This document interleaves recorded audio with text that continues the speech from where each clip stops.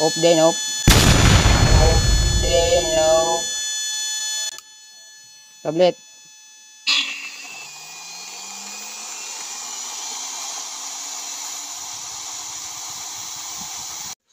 Alright, maayong hapon mga idol. So, bali, natay bago pong i-share, no? So, inverter. MOSFET drive ang nagamit ano eh. So, 1 by 1 lang niya siya mga idol. Ingon na niya to ang buhatan sa to ang inverter mga idol. So, bali, ato siya i-testing kung unsay siya kakusog sa 480 watts. So, 480 watts sa tong barina. 480. So, ang barina kung gamitan na to sa ato ang inverter, so, posible gid nga madawat atong barina. So, tinuod nga makadawat gid siya. So, ang akong gipakita lang sa inyo kung unsa siya kakusog sa by watts nga mga unit atong gamiton. So, kini siya nga barina, dili nato ni ginagamit. So, narato ang isa nga ginagamit yun mga idol. So, i-share lang na ko ni kung unsa kakusog. So, ato ning pandaron, tapos tanaw na to kung unsa kakusog niyan tuyok dire.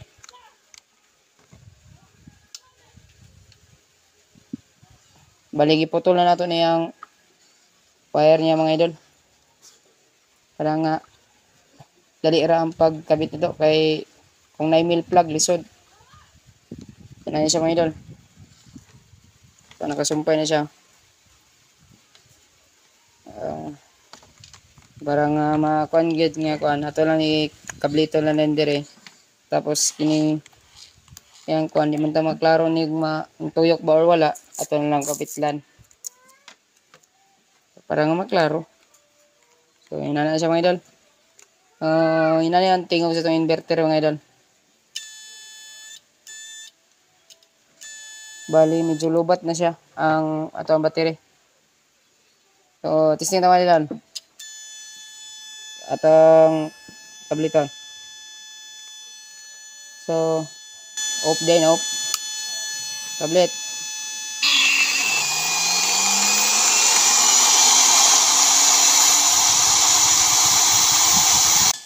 Yan na siya kakusok mga idol.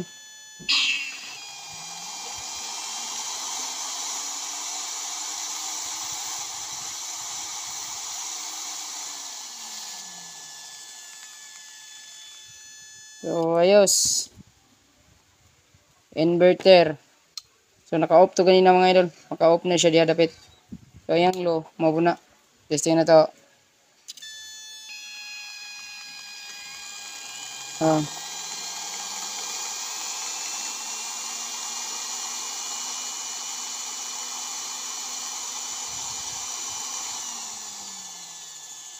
So, okay siya mga idol.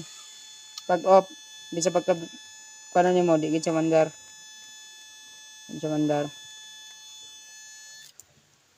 So, goods.